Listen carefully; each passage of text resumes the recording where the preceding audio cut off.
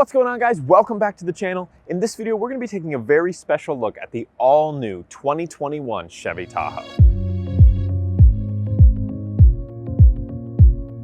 Now, if you guys are unfamiliar with the progression of Tahoes, the last time we had a full redesign was 2015, and that was the 4th generation. This is the all-new 5th generation for the model year 2021. And let me tell you, there is a lot going on inside this redesign, and we're going to talk about all of it in this video. Specifically, we're looking at the Premier. So we don't have a High Country, we won't have a Z71, we don't have an RST, those aren't even available yet. When we get those other trims, I will be sure to make a video on it, but right now we're just taking a look at the Premier model.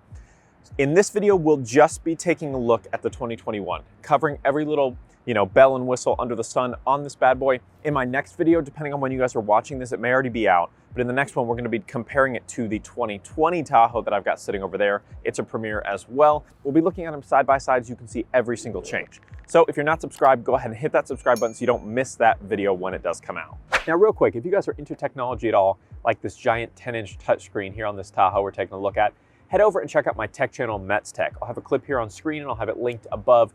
Talk about all kinds of different technology, from dash cams to regular cameras to Apple tech to everything under the sun that is tech related. I've got about 10 videos up right now, and I'm definitely going to be dabbling more into the car space because that's something that I'm really passionate about. So we'll be talking about technology, talking about cars, and maybe talking about things that we don't specifically have on the lot, and then maybe doing some crossovers here and there with this channel specifically. So head over there, check it out, drop a like, leave some comments, and if you're into it, hit subscribe. Let's get back to the video. All right, let's start up front as always. Now, there are a couple different engine options. This specific trim we're looking at has a 5.3 liter Ecotec 3 V8, which gets 20 miles per gallon highway, 16 miles per gallon city, 355 horsepower, 383 pound-feet of torque, but you also have an available 6.2 liter that we'll talk about and look at in another video.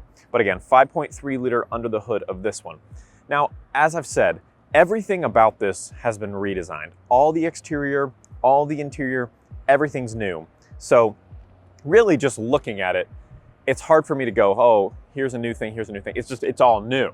So we'll just take a look at what there is. So up front, you've got LED headlights, LED daytime running lights, LED taillights in the back, no fogs up here. Unfortunately, you've got the redesigned front fascia here. It's got these nice protruding silver rectangles, the big Chevy badge in the middle, front-facing camera here. You've got this nice, very angular, all this stuff has these super blazery, Camaro-y look to it. All the redesigned Chevys have these super angular U-shapes. I think we first saw this on the 2019 Silverado. Everything's kind of got this very aggressive look now that Chevy's putting out, and I'm a huge fan of it. You got these kind of faux vents here. Doesn't look like they go anywhere. You've got parking sensors in the front, and then another kind of lower lip to the fascia down here. And I'll put tons of B-roll on the screen here so you can see exactly what we're working with. Now, this specific trim is sitting on 22-inch wheels. Now, these wheels are not actually the wheels that are supposed to be on this. We're supposed to have this two-tone black and chrome wheel. I'll show you a picture on screen here of what it's supposed to look like.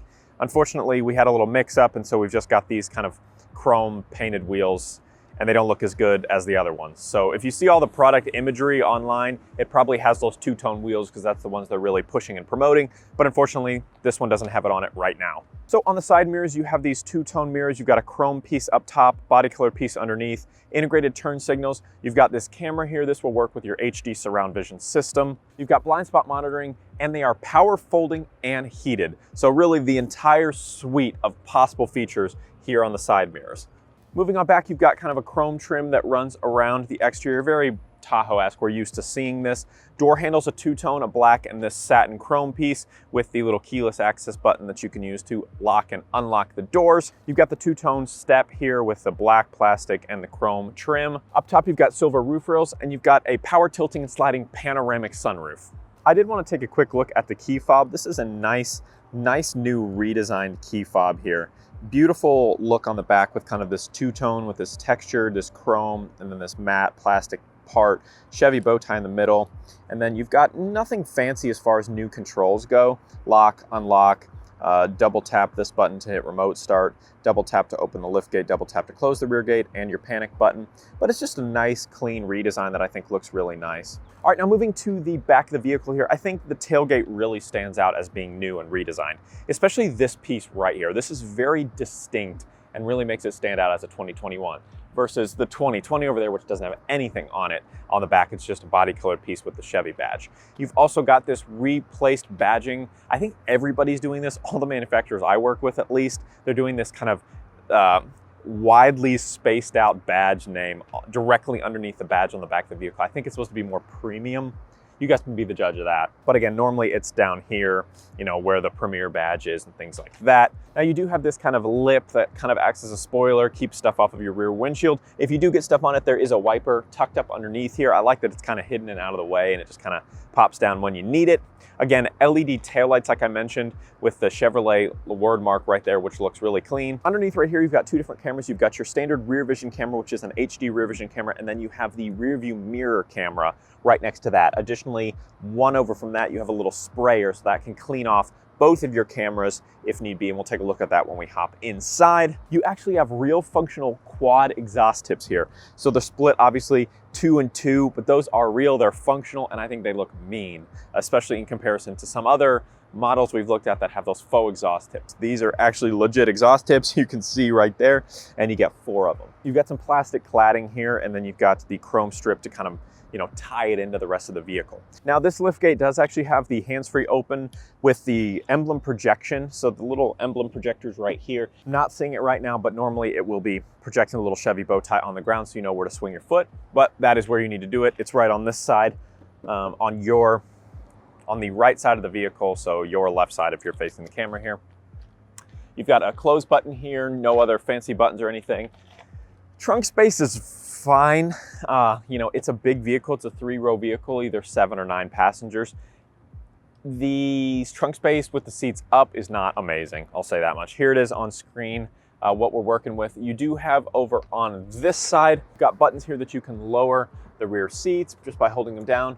And then you can drop the very front seats as well, which is super handy. Just being able to clear the space completely without having to go around. You can just press those buttons, hold them down, drop all the seats, and slide that new 150-inch TV right into here, no problem. Underneath here looks like you have a space for a cargo shade, but I'm not seeing one. You also have a 120-volt outlet back here, just a standard 3-prong outlet for plugging in a laptop or a console or things like that if you have the media set as well. A button to close it back down, and that is pretty much everything here on the exterior. Let's hop inside the cabin. All right, so hopping inside the cabin, there is a ton of stuff in here that's really gonna stand out. I think obviously the big focal point is going to be this new 10-inch infotainment center here. It is big, it's beautiful, and everything that works on it looks incredible. Also, the gigantic 15-inch heads-up display I think is really, really eye-catching. Again, you got that nice rear view mirror camera. The whole center console stack has really kind of been reworked, and I think it's got some nice placement.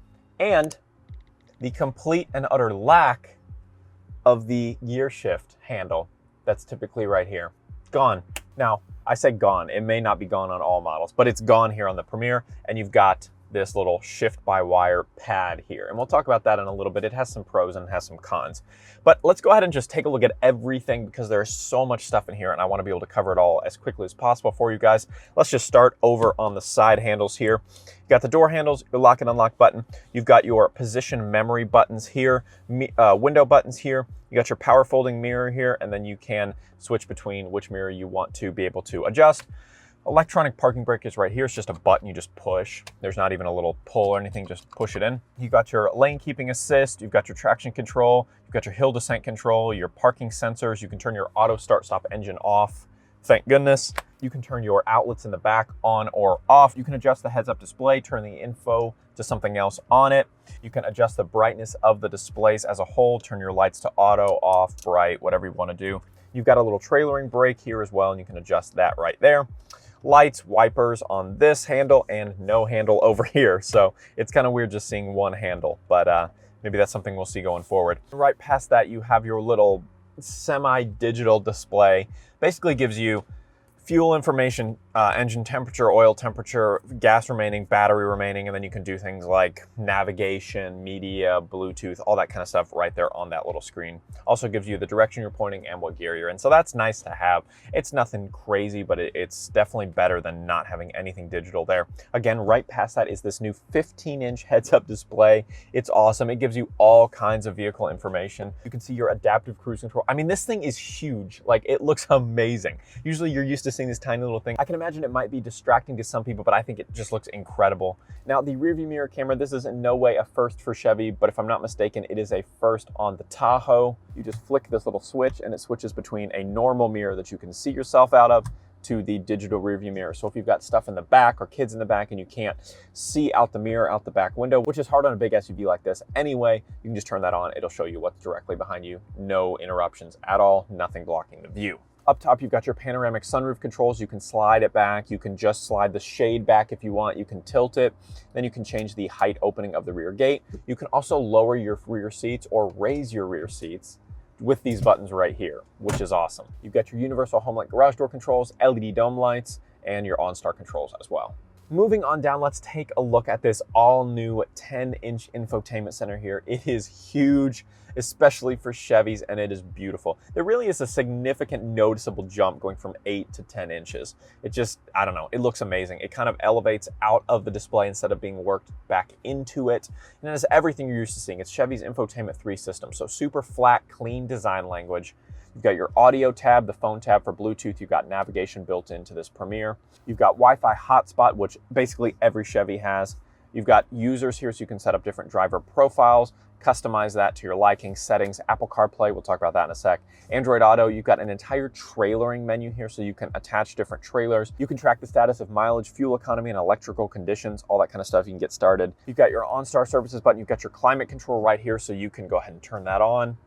You can control it all from the display, so you don't have to use the hardware controls, but they are there if you need them. You've got the camera menus. So you've got 9 different camera views, and they're in this split system. So you've got the camera angle on the right side, and then you've got your surround vision on the left side, just showing you what you're looking at. And then you've got Sirius XM. Now, let's talk real quick about Apple CarPlay.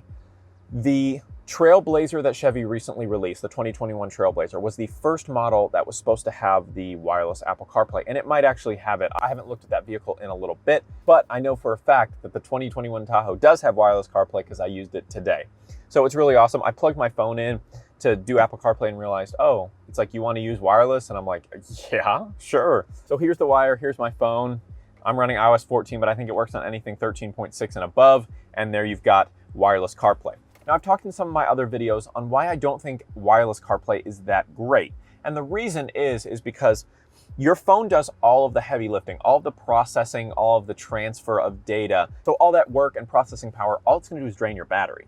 So having it plugged in and using wired CarPlay, I thought was always the better solution because you're charging at the same time you're using power. So when you get out of the car, your phone's not out of juice from powering CarPlay through your entire ride.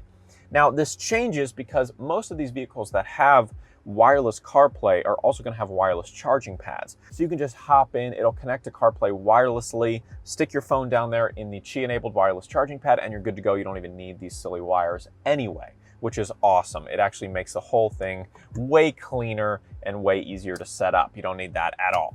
So CarPlay on this 10-inch infotainment screen looks incredible. Again, I'm running the iOS 14 beta right now.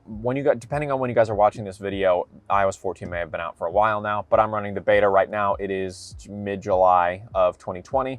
So I've got wallpapers and things like that. It just looks amazing. Navigation is nice, big and bold and really easy to follow and just so much better than the in-vehicle navigation systems. I cannot stress that enough. It's just so smooth. So that is wireless CarPlay. That's a huge new feature. Now let's move away from the display a little bit and talk about this shift-by-wire here.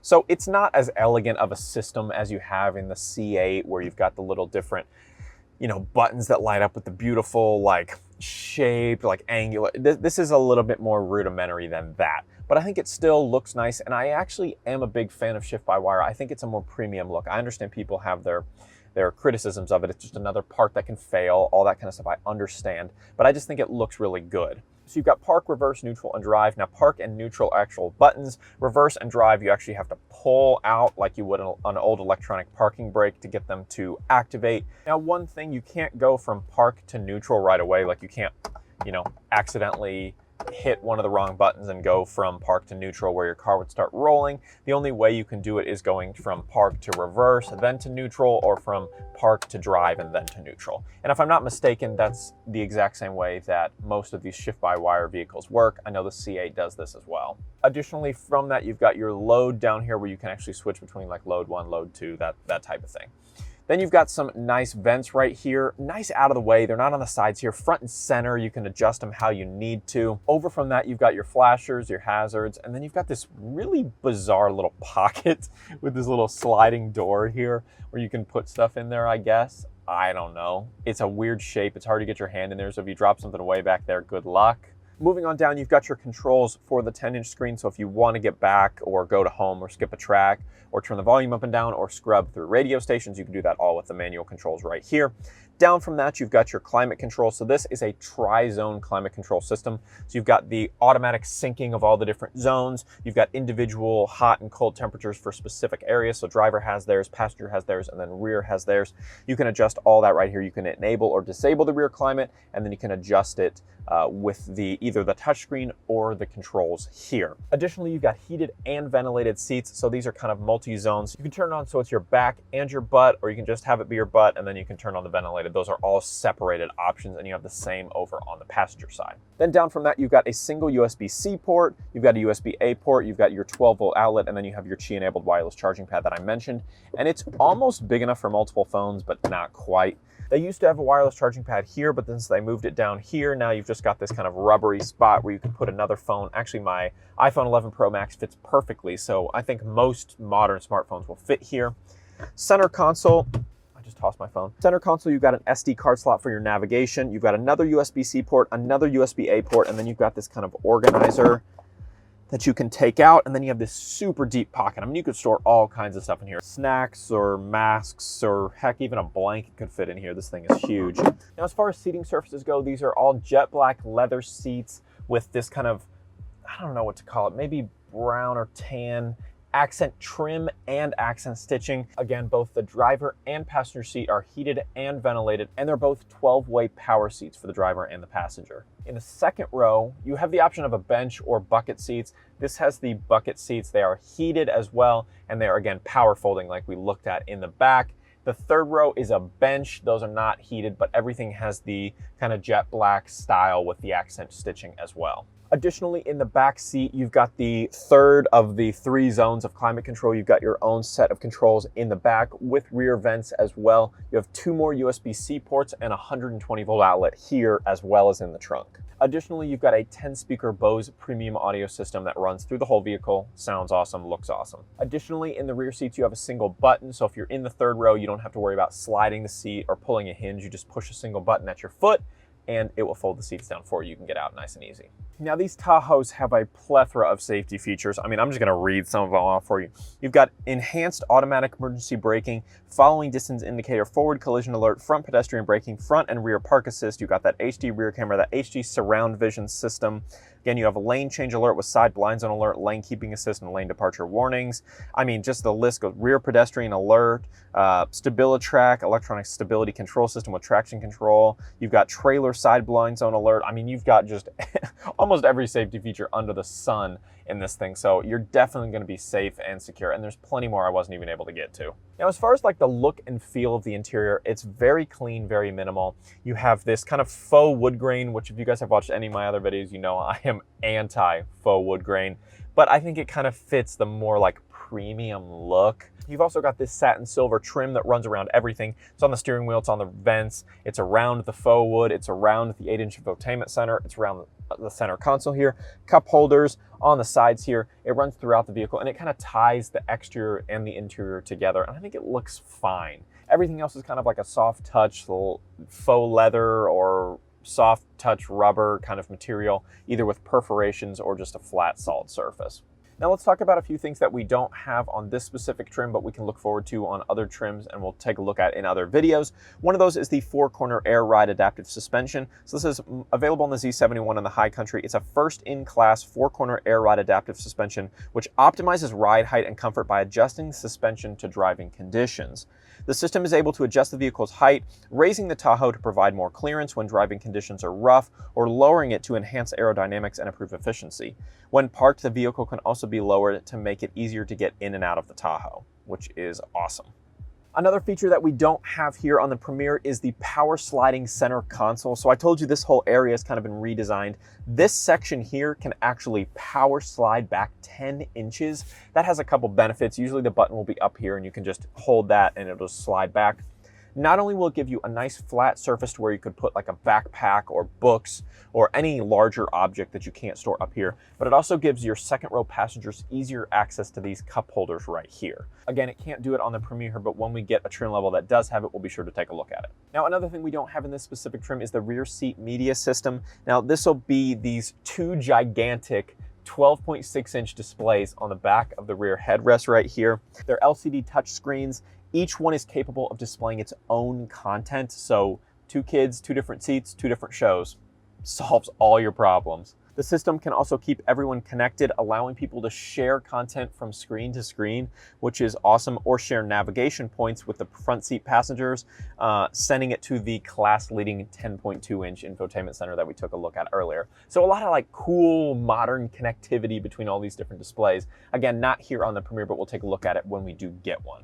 It's worth mentioning that the new Tahoe rides on the all-new T1 platform. This was first introduced in the 2019 Chevy Silverado and on some Cadillacs as well. But again, we mostly look at Chevys here. So this is the all-new T1 platform that I think we'll see going forward, not only here on the Tahoe, but on the upcoming Suburban as well. Handling is something that's super important on these bigger vehicles like this because for the most part, they handle like boats with wheels. You know, they're very wide and they're not responsive and things like that. The new Tahoe is one of the most responsive SUVs I've ever driven in my life. This thing turns on a dime, it handles with precision, and it's a smooth ride with all those different ride control systems. It's just incredible. And I think that's a huge compliment to GM and what they've been able to do with this thing. It is just so smooth. And that a lot of that has to do with the longer wheelbase. It just makes a huge impact on the overall stability of the ride. And I think you guys are really gonna notice that when you get in one of these to test drive it.